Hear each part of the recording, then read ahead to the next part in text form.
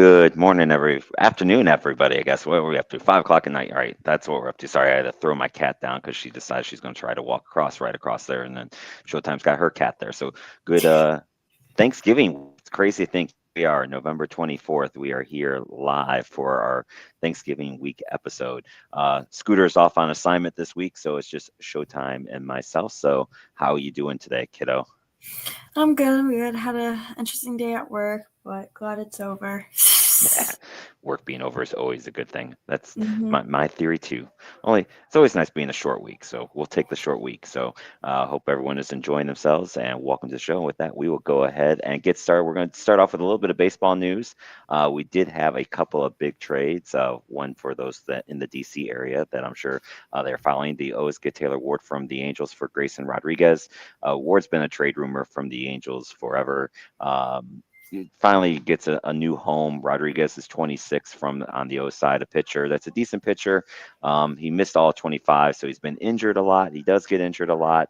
Ward bats 247 career, but he does hit some home runs, and he's a right-handed bat and a very heavy left-handed bat lineup for the O's. So kind of a swap of injury-riddled guys, but I think it's a bat that the O's need. They're giving up a pitcher, but they're giving up a kid that also same thing, just hasn't had a lot of pitches. He was overall number one pick at one point in time though too. So we'll see how that trade goes. Anything on it? I don't even know who that is, so Yeah, that would be a no. He's an outfielder. So the Mets also, this is a trade of former All-Star players. The Mets get Marcus Semien from from the Rangers for Brandon Nemo. Both players kind of had down years last year. Both players have 3 years or more left on their deal. Semien is a Gold Glove winner for was a Gold Glove winner for the Rangers. Only batted 230 though with 15 homers and 62 RBIs. Nemo was a fan favorite in New York for all 10 years of his career there. Did bat 262. So overall, I think it's one of those hoping that for both of them that it's a new home will get them off to a better situation, but I'm not sure. We'll see. I think the best part for Nemo is he gets out of New York City, and we all know how that can be at times, right? right. Then the big we finally had a signing. The hot stove has not been so hot so far this year. Josh Naylor re-signs with Seattle. He gets a 5-year, $92.5 million deal. There also gets a nice little no trade clause. This is the first deal to be made for the quote unquote hot stove. And if you are a baseball fan, I don't think that this is a good sign at all. The fact that nobody is coming off the books, teams are not wanting to sign guys at this point in time. You're just not seeing the deals, especially for any type of term. I think this is all not looking good if you're a fan of baseball, because it's very possible that after the contract is up in 2026, we could definitely be on our way for a work stoppage. Yeah, not looking great right now. Nope. Chip throwing in here about that all defense for that move for the Mets. Yeah, yeah, definitely. Simeon is definitely that guy. But yeah, I know we got a lot of baseball fans out there. It's just to me, these signs are there of just the fact that you just don't have anyone signing at all. Period. I don't know what to make of it. Like, we remember when we talked about when the season ended that it'd be a big sign of what the teams thought. The Yankees just came out today. They're talking about lowering their payroll already from, now granted, their payroll is 317 million. So we're not talking about a team that is struggling at this point in time either. But it's just not, these are all the signs out there, of baseball having trouble after 2026, I think. It'll come back though, right? We'll see. Eventually, yeah. The problem is though, they just signed their big deal with Netflix. They just signed their big deal with ESPN and NBC. Like, I they're all making money. There's no question that these teams are making money. So the question is going to be, do they want to shoot themselves in the foot? Which baseball's done before. This would not be the first time that they've had the work stoppage that takes out a World Series. So I don't know. Both sides seem to be very entrenched. The players are not going to just welcome a salary cap. The owners seem to want the salary cap. But I just don't really know which way this thing is going to go. other than it could get very, very ugly, because that's the way that these signings so far are saying to me, is that we're just no one's going to be getting these big deals. These players are going to be sitting out there for a while. All right, so let's get into the football. We got a lot of football to get to, so we will start with our games from this weekend. We had a lot that had some playoff implications. Oregon goes in and takes care of USC 42-27. USC just had a lot of bad penalties early. This game was 14-14. Oregon misses a field goal, but they get called. USC gets called for leaping, so it's a 15-yard penalty. Oregon gets the ball, keeps the ball. They go down, score a touchdown. Then they get an interception, go right back down, score a touchdown again to make it 28-14, and that was really the end of this game. Did you see any of this one, Sarah? I didn't, no. I kept up with a couple scores, but this one I didn't keep up with. But, I mean, it makes sense that Oregon won with it. Of course, they ran away with it, so I think that kind of lessened the chance of USC trying to make any last commotion, I would say. Yeah, and I think this one pretty much seals the fate for USC. It's going to be, I don't see a way for them to get into the college football playoff. They really had to beat this Oregon team because they had already lost to Notre Dame. So I think that was really going to be their only way in, was to get this win. And without it, I think it's just pretty much impossible for USC to get in, because they're not going to be able to get into the Big Ten championship game. Exactly. Then we had Oklahoma take care of Missouri. Oklahoma got a big play early in the game. I think it was like an 85-yard touchdown, and then from there just cruised right on through with their defense. So I don't think Oklahoma quite put the points that I think a lot of people thought, but their defense played lights out, so they win that game 17-6. And then you also had Utah. The thriller of the evening was Utah taking care of Kansas State. This one was back and forth, high scoring as can be. It was 51-47 was the score on that one. And real quick, Chip, from the baseball stuff, that's the issue, is having on all the new contracts with the networks and who gets what piece of pie. Yeah, and who's going to do? There's still 8 teams that the MLB is doing themselves, and how's that going to work? Which Cleveland's one of them. It's going to be interesting for sure. Did you see any of these 2 games, Sarah? On the Oklahoma I or did Utah? not see any of those. I mean, I saw like the scores, but I mean, we'll talk obviously about the rankings later. But this definitely proves Oklahoma's point, I think. I agree. And then probably the big upset of the weekend was Pitt taking care of Georgia Tech. Pitt was up 28-0 on this game. Georgia Tech got to within 28-14. They had the ball going in to possibly score to get it to a 7-point game. Instead, it's a pick 6, and so it's basically a 14-point turnaround, and Pitt never looked back. Pitt still is very much alive in the ACC, and we'll go into the conference standings here in a second, because as we get into rivalry week coming up this week, there could be a lot of fun little things where, if things go just correctly, about 3 or 4 different conferences could have their conference championship games just absolutely blow up on them, which will create fun for the college football playoff as well. This game kind of surprised me a little bit, but I was not really that surprised. I just don't think Georgia Tech has really played well the last 3 or 4 weeks. Well, I mean, yeah, definitely not. I mean, obviously, I've seen some of it, but I don't know. Georgia Tech still obviously has a chance, but definitely does not help them at all. And with a big game against Georgia next week, it's going to be tough. Yeah, I agree with that too. So now Georgia Tech they could maybe still get in if they beat Georgia, but even if they beat Georgia, I don't think they can get into the ACC championship game. I'm going to pull those up next. We're going to do that next here. But maybe that win against Georgia gets them in. For Pitt, they are right in the mix of this thing to get into that ACC championship game, and I think this will probably they'd fallen out of the college football top 25 as far as for the playoff rankings, but this win will probably get them back into that, which will then get them a shot at it. So I think that's what we're going to see come up with this for sure. So besides for that top 25, no real other surprise. Everyone that should have won did win pretty handily. Had a lot of lopsided games because a lot of people were taking this week kind of almost like a bye week with who they chose to play. So real quick, I want to go kind of over the conference standings, because this is where it's all going to come down. Because remember, for the college football playoffs, it is the top 5 conference champions that get an automatic bid. it seems like the committee so far has been favoring the American Conference for this for the fifth spot based off how their ratings have gone. They have three teams right now at 6-1: North Texas, Tulane, and Navy. Tulane was the only one that was currently ranked in that top 25 for the playoff system. We'll see if maybe North Texas comes back into that again. Now, North Texas is 10-1. Tulane is 9-2. Navy is 8-2. Navy, of course, still has their big game coming up against Army. And I think they've got another one as well. So you've got three teams tied atop the American Conference. I'm not sure I'm looking at the ESPN site. I'm not sure if they have the tiebreaker set or not, but they had North Texas and Tulane would be in the conference championship there as it stands.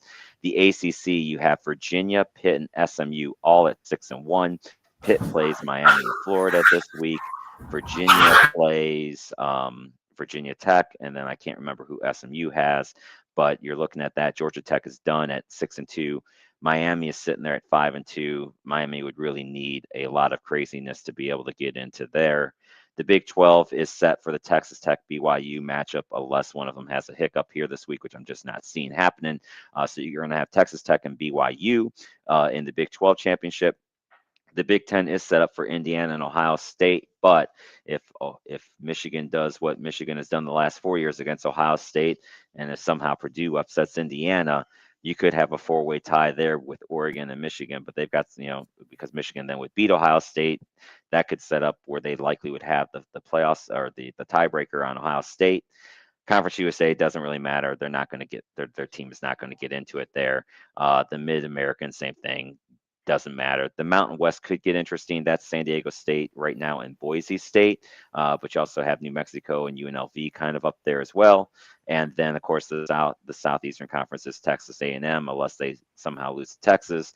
Then you got Georgia, Mississippi, and Alabama all with one loss. Georgia right now holds that tiebreaker, but again, if they lose to Georgia Tech, that won't affect them. They're going to be there at 7-1. So I don't know though what happens if somehow Texas beat Texas A&M, where they get their one loss. If that puts Mississippi or Alabama back in play, because you could have four teams there with one loss. So, like I said, if the teams win that are supposed to win, it's going to be easy sailing for these conference championships. But there is a lot out there that could make this very, very interesting with all these conference standings.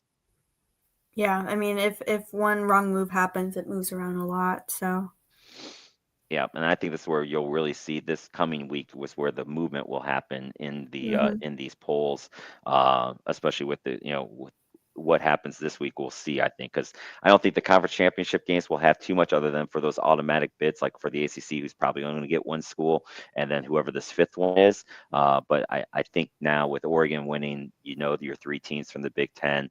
I think your teams from the SEC, and then clearly it seems like that Notre Dame is going to get in, as well, unless they somehow lose to Stanford, which I don't see that happening either. So with that being said, let's look at some of these big games that are coming up. Number 13, Miami is at Pitt.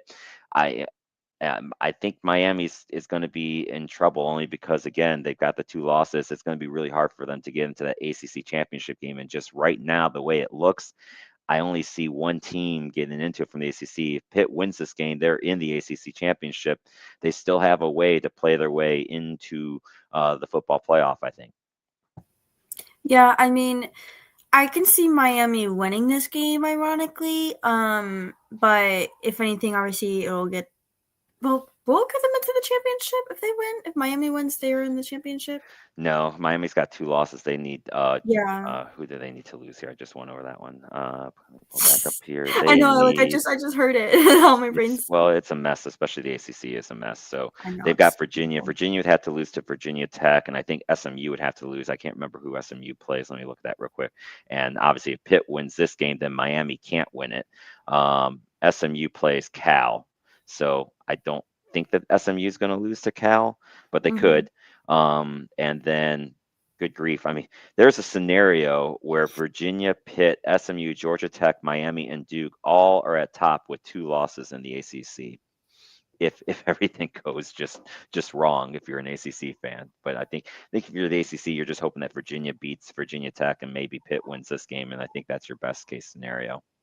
Yeah, I mean, Miami's just gonna have to settle for bowl eligibility and call it a day. But I think so. I think it's just. I mean, and that's where I have a hard time because I think Miami beating Notre Dame should matter when you're looking at two lost teams. But Mm-hmm.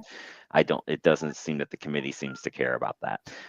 Oregon, does have still one more big game. I think their win against USC keeps them in it.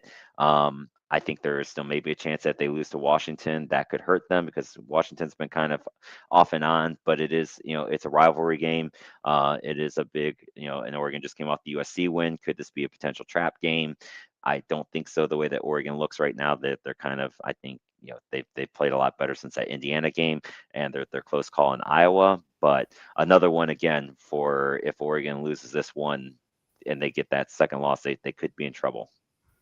Yeah, I mean, I don't really see the upset happening. I mean, it will be obviously a good game, but I think Oregon's got this. They haven't really showed a slight scare. I mean, their one loss was to who was it? Indiana. Indiana. So I mean, like, I don't think Oregon has any right to be scared or anything. I think they've kind of got it in the bag. All right. And then this one, only for Vanderbilt, probably more so than anything. They still have an outside hope, maybe, of getting in, but they're going to need a lot of help, unfortunately. I think they do play Tennessee, so it does give them a chance to get another win against one of these top 25 teams. Or, again, another one of these. If Vandy loses, then they definitely have no shot at all. I still think that they're probably going to be on the outside looking in when it's all said and done, but I think Vanderbilt's one of those teams that all three of us kind of have as maybe the first team out type thing, where if an SEC team falls, then maybe it's Vanderbilt that gets in. Yeah, this one is where I kind of like see obviously like the upset happening. I think Tennessee is going to pull us away. I love to root for Vandy. Like I said, like I've been on this boat, but I don't know if this is the game that I can still keep being there for the ride. I think this one might be the one that hurts them the most. Yeah, I agree. If Andy does lose this game, which they definitely could, then they're done for sure. And then you got the fun one, Georgia, Georgia Tech. This game does not affect anyone as far as for their conference standings go. And I don't know if Georgia loses this game, if it's going to hurt them that much because they'll still be in the SEC championship game. But I do think it could maybe take them out of that, of that top four and getting that bye if they lose the game. Where right now I think the two teams that make the SEC championship and the Big 12 championship, assuming that it's Ohio State and Indiana, and assuming that it's Georgia and Texas A&M, will likely get that first round bye. So if they lose that one, that's probably the only thing that's in play for Georgia. Maybe Georgia Tech still can find a way in it if they win this game, but I just don't see it happening right now. Georgia Tech has just not looked good lately. Not great at all. And then on Friday, you have Texas A&M at Texas. So Texas with one more shot. Again, Texas with 3 losses. I don't think Texas can play their way in even if they win this game, but they can hurt Texas A&M. And like I said, they could create a fun little logjam at the SEC for them to have to figure out as well with all the tiebreakers of possibility of 4 teams with 1 loss there as well. But I don't see it happen. I think Texas A&M is going to beat them. Okay. And then, of course, there is the rivalry of all rivalries. It is as far as football goes, and I know some NC State Duke fans with NC State Duke, and for basketball, I can hear you out on that one. But when it comes to the football rivalries, it is Ohio State, Michigan. Michigan has won the last 4, including last year when they were double-digit underdogs, and they go into Columbus and of course win that game. It did have a little bit of fun at the end where Michigan tried to plant their flag, and that created a whole bunch of shenanigans for sure. So Ryan Day, look, he still got Ohio State to the national championship last year, so he's going to be safe, but he needs to show that he can beat Michigan. And so can he finally get the win? And again, same thing for Ohio State. If they lose this game, they're still going to be in the playoff, but they're going to probably be out of the Big Ten championship game, and I think they would probably then be in trouble as far as for that top 4 spot. So it does have some implications for Ohio State. They have to get into that Big Ten championship game against Indiana. Yeah, I think obviously this is a must watch. I mean, it's not as close as like the rankings have been, like the games that we've had like lately, but I mean, it is definitely a big shot for Ohio State to fully prove that they are capable of beating Michigan, especially for Ryan Day. But I mean, I think Ohio State will be okay, but then you think that a lot, and then it doesn't happen. So I'm not going to say too much on that.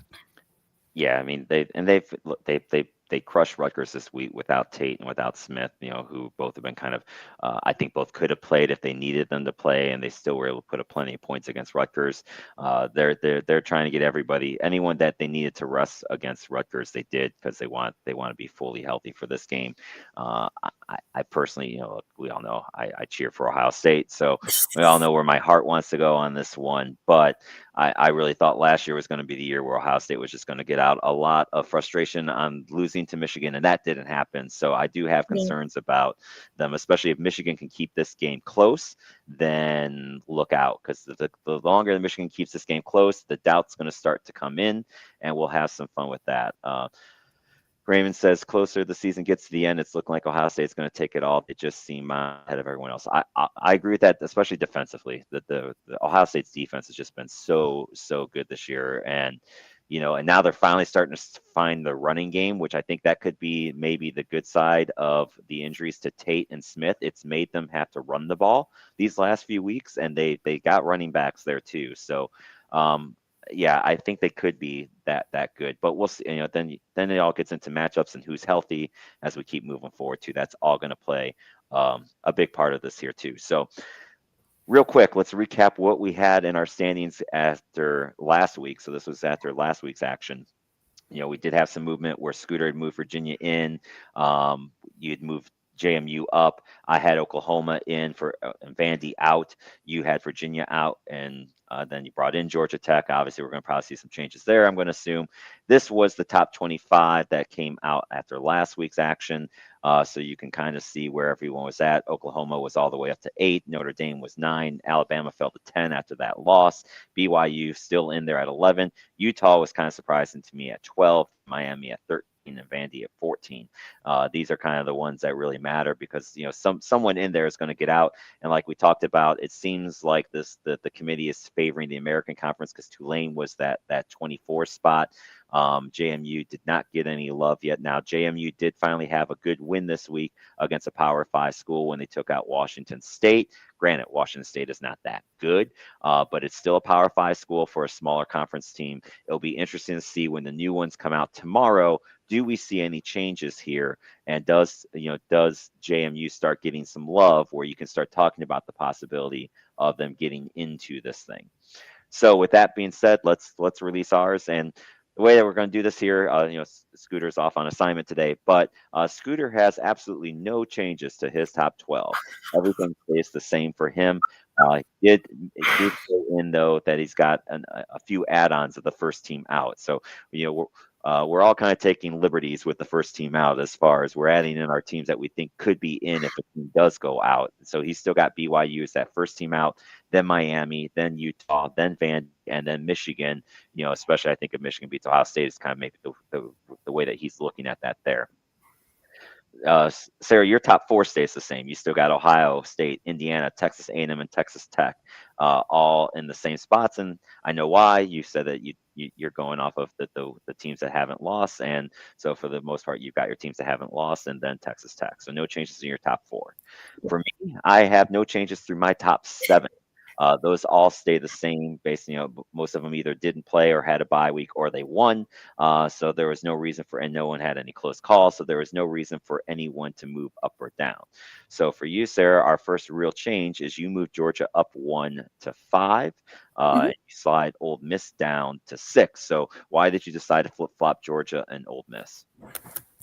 I mean, since there is only like one game left, I'm trying to kind of get closer into perspective that you guys were at. I don't see Georgia losing the Tech game, so feeling comfortable to move them up 1. Just kind of gets them at a. I mean, it's still obviously like my 1-loss teams. So, who is Ole Miss playing Mississippi State this week? Correct. Yeah, Ole Miss has Mississippi State. So I mean, I still see Ole Miss beating Mississippi State too, although I feel like that's like still like a closer rivalry in my opinion. That might be a little bit more back and forth, but with I don't know, like you said, the SEC is packed, so I gotta kind of cram it all in here, and it's kind of hard to rank them all, I agree. Hey, nothing wrong with that. I think what's going to help too is even the Georgia could end up having another loss over Ole Miss. It's going to probably be in the SEC championship game. So I think getting into that game is what matters. And that's why I have Georgia 4, so Yeah. that's what that's all about for me. Um, then your 7 and 8 stay the same. You have Mhm. Oregon still there at 7. You still have 8 at BYU. This is where I have my first change. I move Oregon up 1. I think the win against USC just makes them a little bit better to me than BYU, which you have Oregon ahead of BYU as well. So that is kind of a move that you see, and of course we know Scooter does because he has BYU completely out of this thing. So you're number 9 team. You move. You continue with your theory here. So since JMU won, you keep sliding them on up 1. It's beautiful, isn't it? I mean, hello. I don't know. Like, obviously, like you said, seeing how if they're gonna actually like fully give the team some love, but they're winning the Sun Belt, so I mean, I think, and they are a 10-1 team, and some of their teams that they have played have been against more like Power 5 teams, like you mentioned, like Washington State and some couple other ones, but no, I mean, I gotta give them some love. I see what they're doing if nobody else does. They do play Coastal this week as Yeah. well, which is another.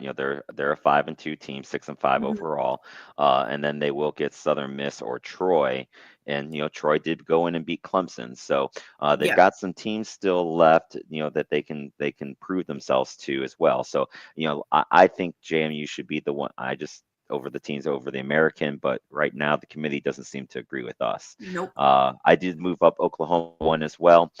More so again too, I just looking at Oklahoma's strength of schedule compared to BYU's. I think that Oklahoma deserves to be there ahead of them.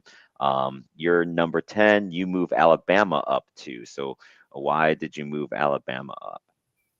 Okay, look, I mean, I was just kind of like laughing at them last week for losing, but so I do kind of have to still give them the fair judgment that they are still kind of a good team. Um, and these were, again, I'm going in the rankings here, undefeated, one loss teams, and then my two loss teams. So looking at the two loss teams, I was like, okay, which one here is kind of doing better? And of course, Alabama's kind of on that top. Finding two loss teams is difficult because there's a lot of good two loss teams, and Agree. Alabama is one of them. So And that's the funny thing with when you go up to these 12 teams that are going to make it. There's going to be some two-loss teams that don't get in it exactly. that probably feel like they should be in it, and that's where I think we're heading towards 16, whether it happens next year or the year after that. I don't think there's any doubt that we're heading to 16 teams in this thing with the way that this goes. So then of course the same thing, 17, 18, and 19 will be complaining too. But so I do move BYU down to, again, it's more, they did win their game and they won it pretty easily against Cincinnati. BYU's big game is going to be, can they, they should get to Texas Tech again. They'll get another shot. And they do still have Central Florida left.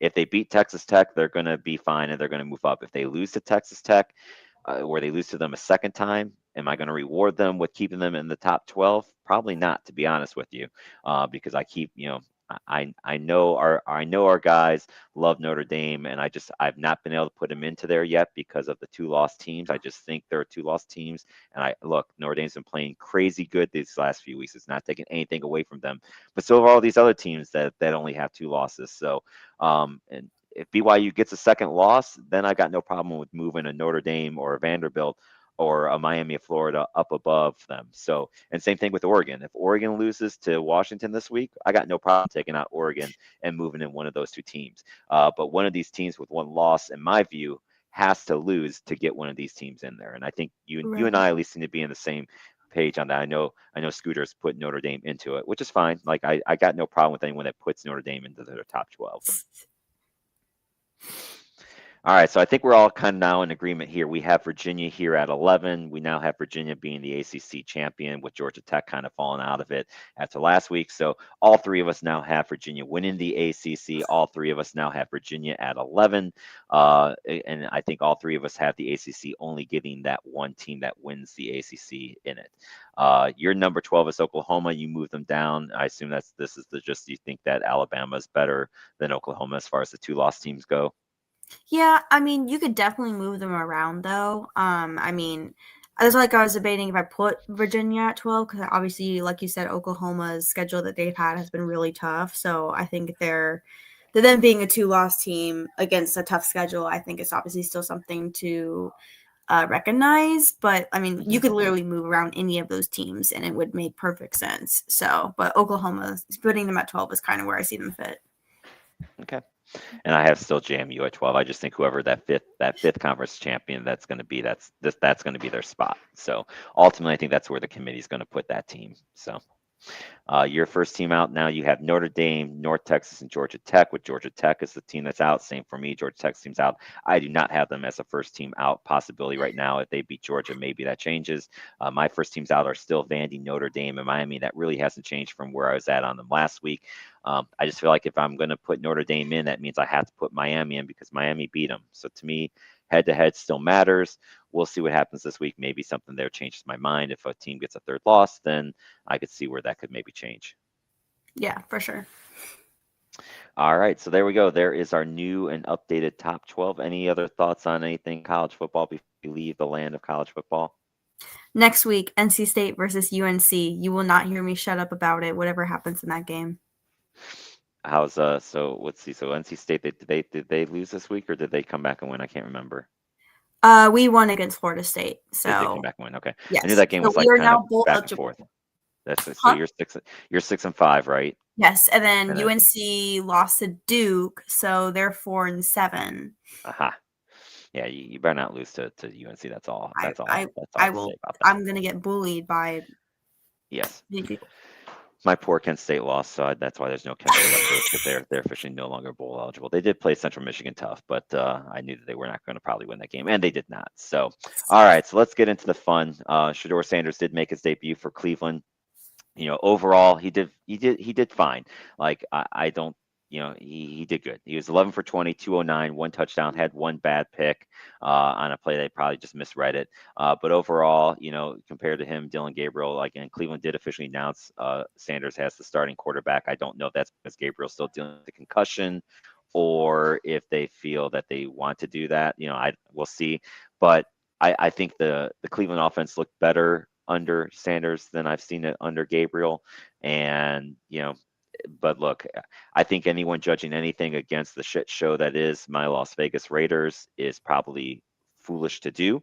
Let's see how Cleveland looks against another team because the Raiders are just a complete and total debacle. Geno Smith was just bad. The offensive line is bad. I think Cleveland had 24,000 sacks in that game was the final number. Immediately after this game, the Raiders then go and fire Chip Kelly, their $6 million offensive coordinator, who they brought in from Ohio State, who has just been awful. Geno Smith is flipping off fans on his way out of the field as well. I don't know what has happened to my once proud team, but to say the least, I think Midnight Rider put this out there. I think the Raiders are paying $95 million to former coaches and former executives.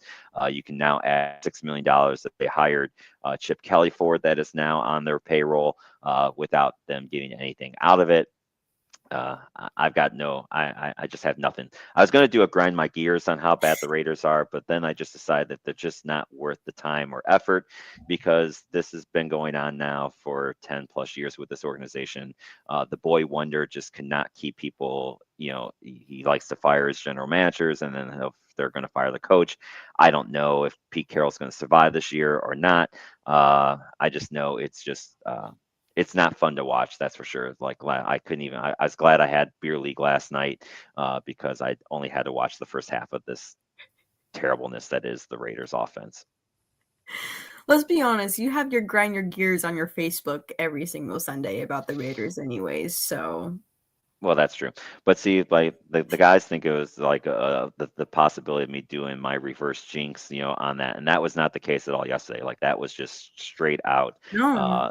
This team is just not good. One of my friends said that we should win against the Browns, and I said, "Why did you say that? Because Yeah, now we're gonna spite you." They play out of spite. Anything you I have hope against, they play against. From the way the Raiders have looked, really the last 3 or 4 weeks, I had no thoughts at all that the Raiders were going to win that game, and they did not disappoint me. Like it wasn't Exactly. even really that close. Unfortunately, Indy gives Kansas City some life. Indy was up 20-9. They got 2 field goals to make it 29, go up 11 points. Probably should have had touchdowns on at least one of those drives, if not both of them. Casey, they let hang around, then they get the big 2-point conversion, gets it to overtime, and then they win it in overtime to keep their playoff hopes alive. I was really hoping Indy was going to win this game because then that would probably have meant just about the end of Kansas City. I think it would have been really hard for them to get in, but now they are in it. I mean, I'm not going to be too disappointed about this game. Indy still played really good. It was an overtime game. Anything crazy. Does it suck that Kansas City came out with a win? But I wouldn't have too much concern over Indiana. I think they still are one of the best teams in the league. So definitely going. I'm still riding the Daniel Jones train. Indiana Jones, let's go. Yeah, I don't have any fear for Indy either. I just wanted to see Kansas City be out of it. That was more Exactly. so than what I was happened for. The Eagles collapsed yesterday as well. They were up 21-0 on Dallas. Everything was looking good, and then after that, they just stopped scoring. Dallas ends up winning this game on a 42-yard field goal at the end of regulation, 24-21.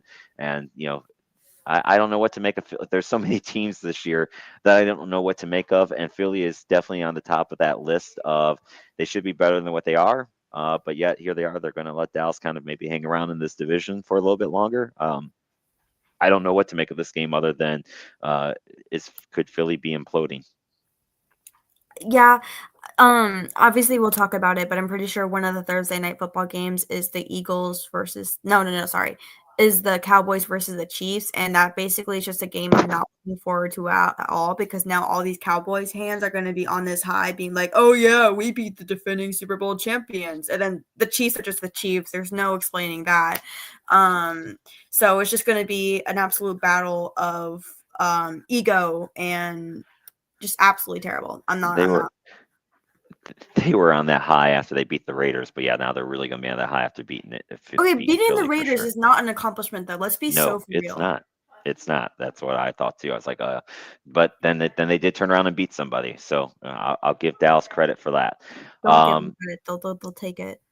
the team I think to beat in the NFC is looking like it's going to be the Rams. I mean, they just put a beat down on Tampa Bay, and bad news for Tampa Bay fans. It does, Baker Mayfield did go out.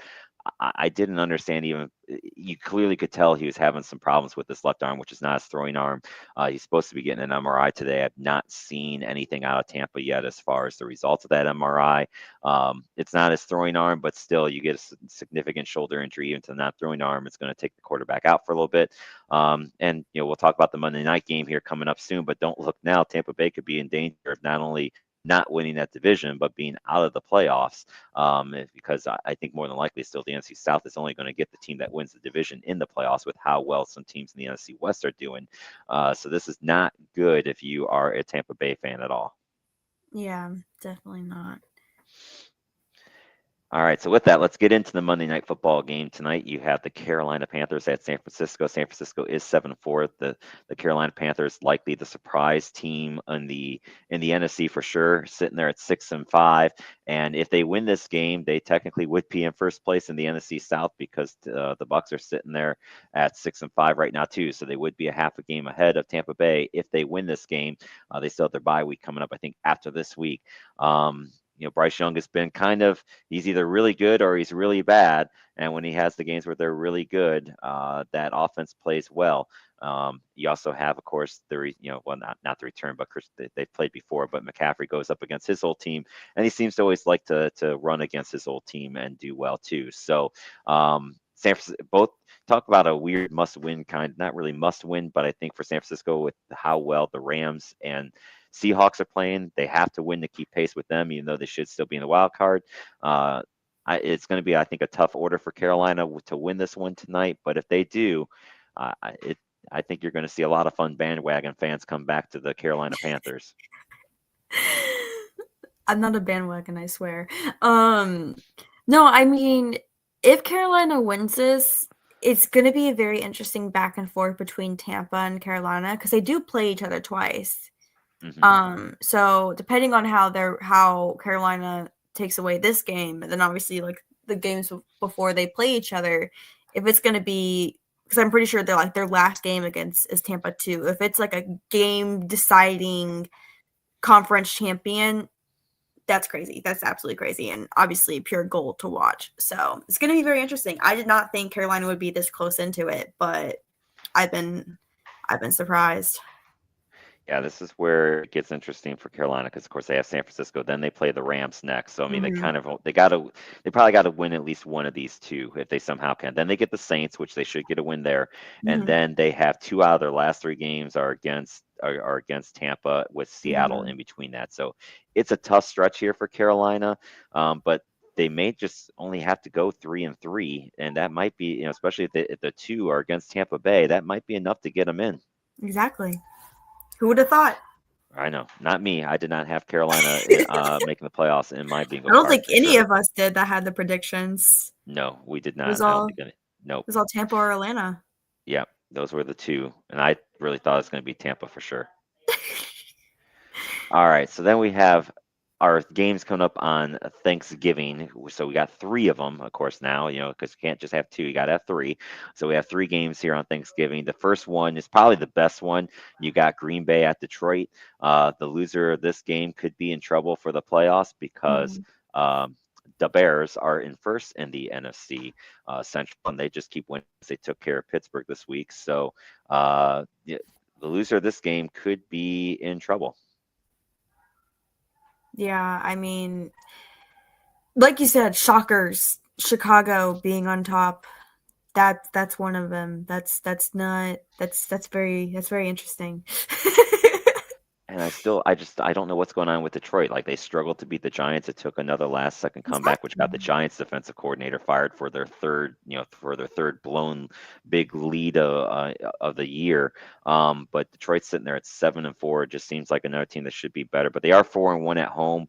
But Green Bay's been good on the road too. So I'll take Detroit at home, but it would not surprise me either if Green Bay wins this game. And remember, Week 1, Green Bay handled Detroit pretty easily, but that was so long ago. Yeah, for sure. The second game of the day is Kansas City at Dallas. You kind of already hit on this one earlier, Sarah. Kansas City 6-5 at Dallas 5-1. I think Kansas City is more still in line for a playoff spot than really Dallas is, even though I know they're at 5-1. Unless they can somehow catch Philly, I don't see anyone. I don't see Green Bay, Detroit, or the Seattle, San Francisco teams falling far enough back for Dallas to catch them. But obviously, Kansas City still has some climbing to do in the AFC side of it because you still got Buffalo sitting there at 7-4. You have Baltimore and Pittsburgh both at 6-5. You have Jacksonville at 7-4.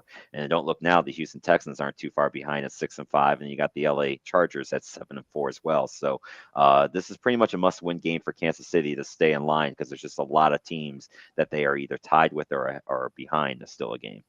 I mean, I don't see Kansas City losing, unfortunately, although it would be kind of funny. Although I also hate giving the Cowboys that kind of joy too. Um, but I think Kansas City should be okay. But then again, thought that last week with the Eagles, and that didn't happen. So Exactly.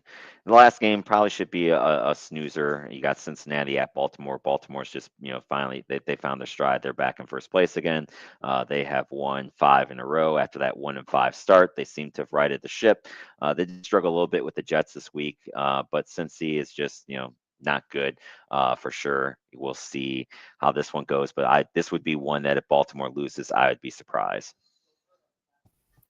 sorry, who are they playing again? They're playing Baltimore. Burrow is back, and Chase will be back from his game suspension because he didn't, spit on somebody this week. So he should play this game. Yeah, that was a crazy. I saw that. What is it with the spitting? Like, I don't. what is going on? The guys brought that up on Thursday too. I think it was the Thursday show where they brought that up. Where it's just I don't know what's going on with that one. Chip throws in here. Been a wacky season with some of these upsets, but in the end, the Raiders are still terrible. Yes, that is the one thing right now. It seems like that you can count on is that the Raiders will The be only terrible. constant in life. Yes, yeah. So I got that going for us. All right. Then there is, of course, the day after Turkey game on Friday. You got, and this one should be a good one. You got Chicago at Philly. Both teams sitting there at 8-3. Chicago just keeps finding ways to win games against decent teams. Philly, they are still 8-3, and they're at home. I think this would be a I think Philly's okay if they lose this game, even though I'm sure some panic will probably start to set in Philly if they do lose this game. For Chicago, this is a statement game. I think if Chicago wins this game, I think it truly shows that they are here and they aren't going anywhere. Yeah, I mean, I kind of want to root for Chicago though. It's kind of messy. It's so funny rooting for the Bears. The Bears. The Bears. I'm just rooting for them because I think the guys kind of laughed at me when I made Chicago my surprise playoff team pick, and it's looking pretty good right now. So I'm going to ride that thing as far as I can. Go for it. Yeah. Exactly. All right. So that is it for the NFL side of things. Anything you want to throw in or add to the NFL talks before we move on to some hockey? Um. Um. Um. Okay. Wait. You're talking about Chicago being good. Is it ironic that Chicago's being good after the new pope is from Chicago? Maybe that could be it. That could be it. the, the, the holy roller with a whole new meaning. Sort of Exactly. All right, let's get into a little bit of hockey. We will start with the bad boy right now, Mikko Rantanen, who probably should have been suspended after his hit in the Islander game for Dallas, then turns around in the Calgary game and absolutely blasts the player as well. He has currently been suspended. I don't know. I don't think I saw that the games have been announced yet. He's just at least a 1 game suspension. Just one? Jared confirms just one. Probably should have been 2 or 3 in my book, but it just a terrible hit. So I don't know what's going on with him because he's too good of a player to be delivering these type of hits on players. All I know for sure is when the Islanders go to Dallas later this season, that's going to be a game I would recommend everyone tune in to the beginning because I have a funny feeling you're going to either see a line brawl at the beginning or the second that Rantanen takes the ice, you are definitely going to see some fights for sure. That's going to be a physical game. That's got 100 penalty minutes written all over it in that game. Yeah, that one's a. I mean, you can go ahead and put it in. I hate Mikko Rantanen, obviously from things that have happened. So I wish it was more than 1 game because why are we still doing this? But Mikko Rantanen is just like you said, like it's very interesting that he's doing these kind of plays because like he's too good of a player, but I mean, I can argue that he's not too good of a person, but that's just me. But that's just me being salty, also. So No, I think you're correct. And Chip's got it here too. Should be 10 games, terrible bad hits and back-to-back games and put the other guy on the shelf hurt. Yeah. Yeah. But if there's one thing, there are 2 things that are always in line. Remember when I spun the wheel for goal or no goal for how they determine goaltender interference. I feel that the NHL Player Safety Board uses the same spin board, except it's all zeros and a 1 and fine or 0-1, and the 1 is like just the tiniest little sliver, and that seems like the only suspension that they give out anymore are 1 game suspensions. It's yeah, just the NHL Safety Players Union or whatever they want to call themselves now is just a joke, and it always has been. it shouldn't even exist, honestly. It doesn't. They don't do anything. Agree. Of course, the Winter Classic is not too far away either, and we did have the jerseys did launch there.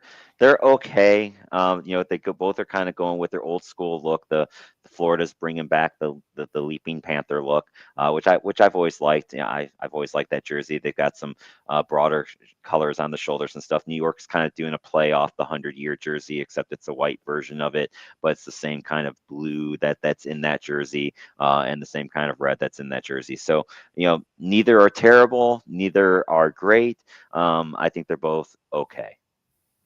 Yeah, I mean, with New York earlier today too, with having their jerseys having their jerseys being the old blue, it makes sense why they're doing the Winter Classic like that. I will say, like, I do like Florida's, although the navy and the yellow kind of throw me off a little bit. And then the Panther, they put a little bit too much details into it. Yeah, a little. I mean, it's like I said, it's. I like the old school look. I do. I always kind of like that jersey better, but it's okay. The pants are weird too, but Yeah. but if we're in the classics, I think they're fine. You know, but they'll sell. That's for sure. And then the Stadium Series, those ones won't release until after we get through the Winter Classic. So we got some time still on that one.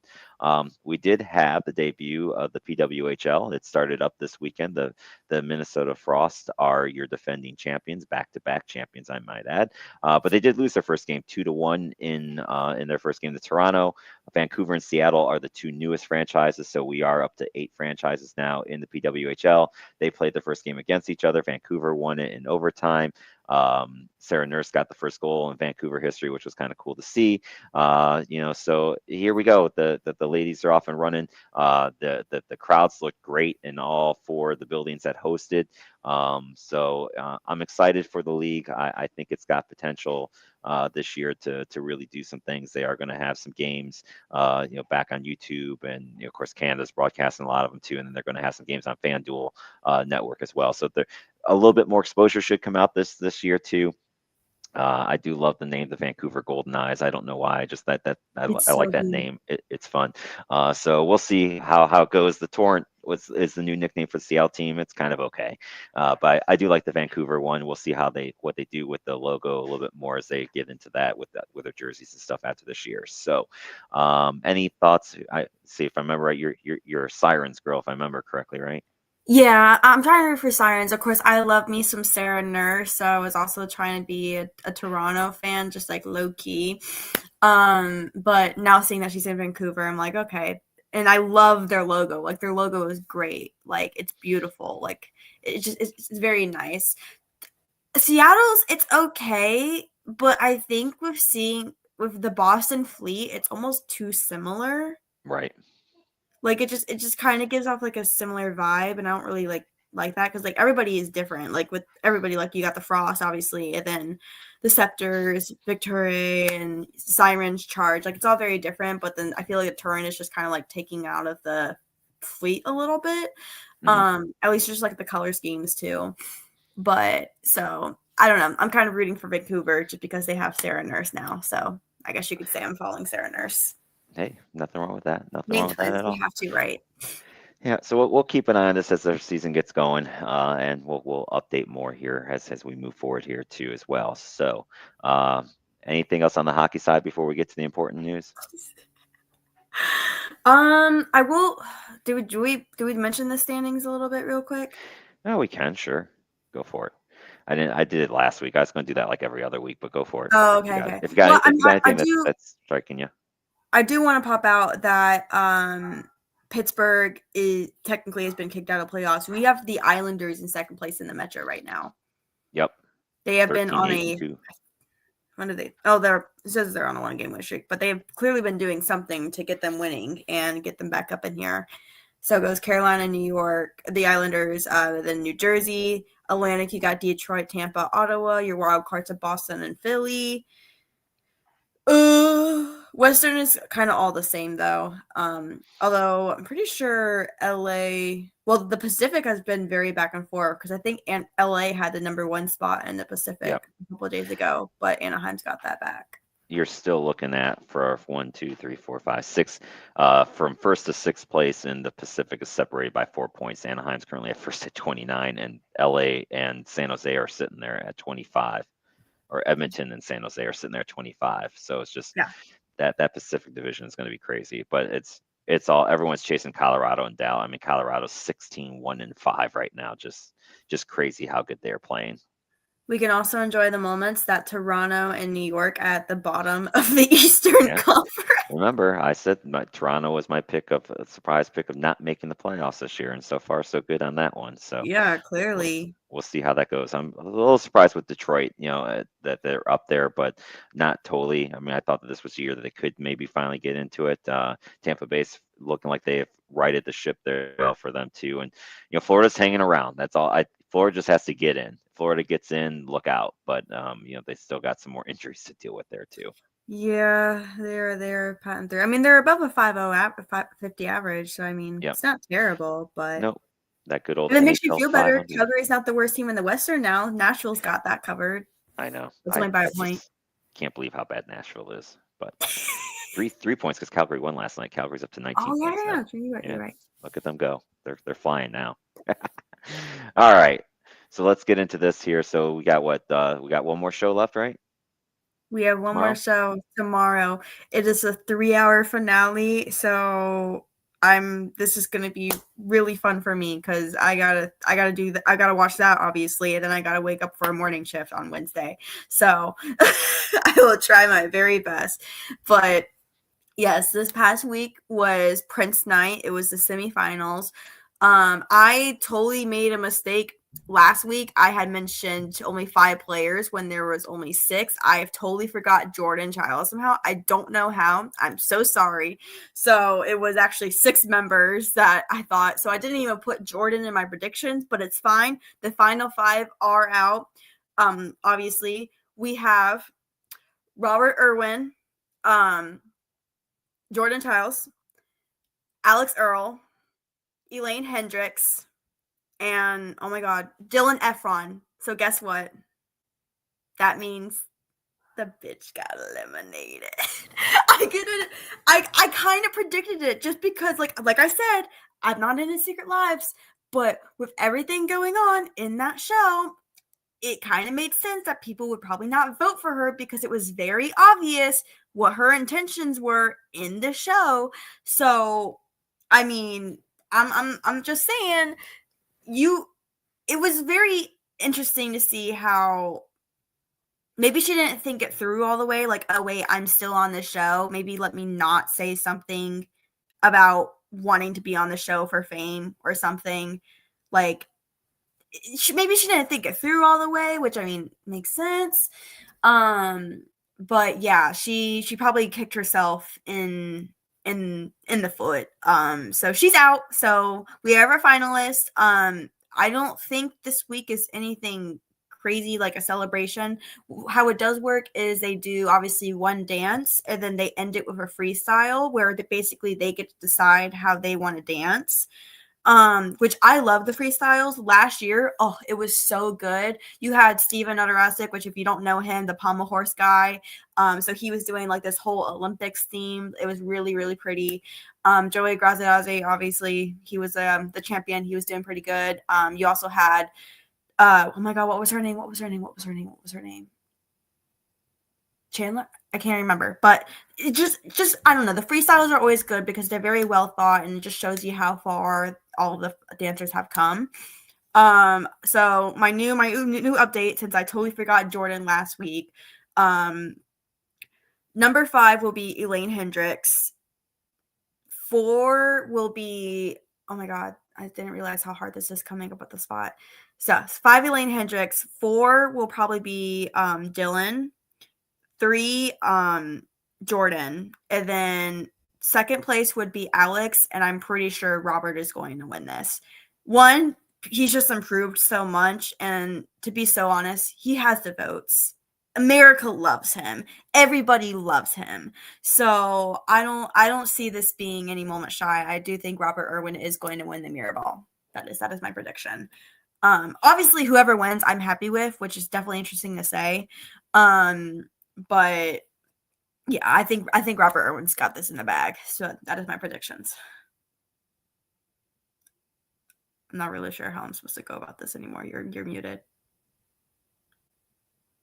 The mute monster got me. Finally. I'd be totally okay if he won it or Jordan, because any U.S. Olympian I would root for too. So I'd be Yeah. okay if she won it too.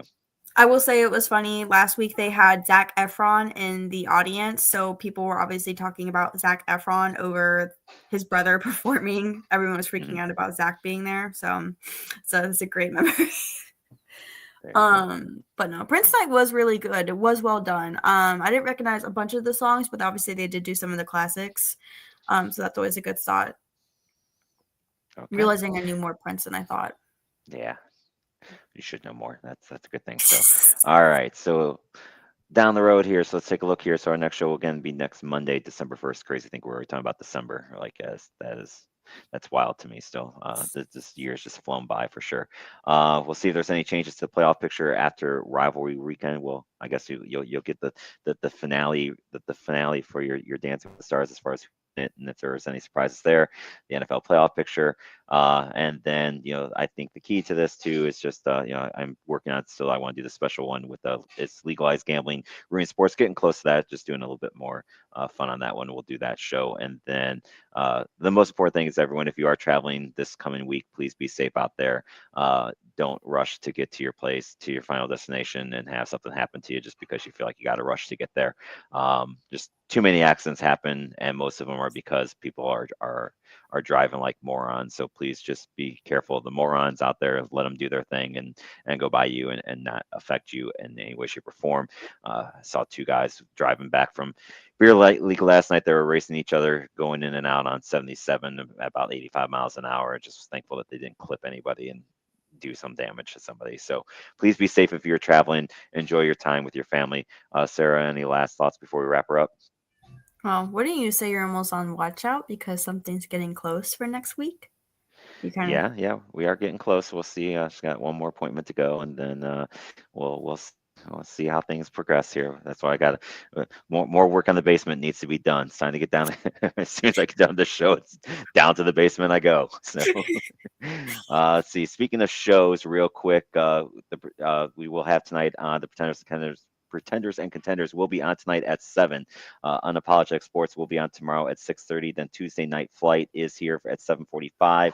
I think Nothing But Net is still going to happen on Wednesday as well. I know the passenger seat is not happening on Wednesday. The Thursday night show, of course, is not happening. And then we'll see about what happens with this weekend show, too. It looks like I think they're still supposed to be on, but we will see for sure as we move forward on that. So that is your lineup for the rest of this week, for this holiday week. And so with that being said, I don't think I've got anything else. Do you have anything else? Um, I'm trying to figure out like how to word it. If you guys see anything going on in your community and you feel a need, like, hey, this isn't right, you should definitely report it. I had a weird experience at work today, so I'm a little on edge about it. But if you see something that somebody's doing wrong, you should definitely report it. Obviously things have been going crazy with the amount of I mean, we won't really go into it, but with everything going on with our government and everything, just like please report it. Do what you can as a citizen. The bystander effect is a real. I would hate for someone to think I should have done this, and then something happens. You probably should. It doesn't hurt to try. So I'm just kind of giving that out there, I guess, a little bit. I don't know how to word it that well, but I think you worded it fine, kiddo. So I appreciate that. Good stuff for sure. So, um, with that being said, I'll just end it with how I always do. Make sure you tell your loved ones that you love them, and make sure you hug them, because tomorrow's not guaranteed. Hopefully, we'll be here next week. And if so, then we will see you then. See you, everybody.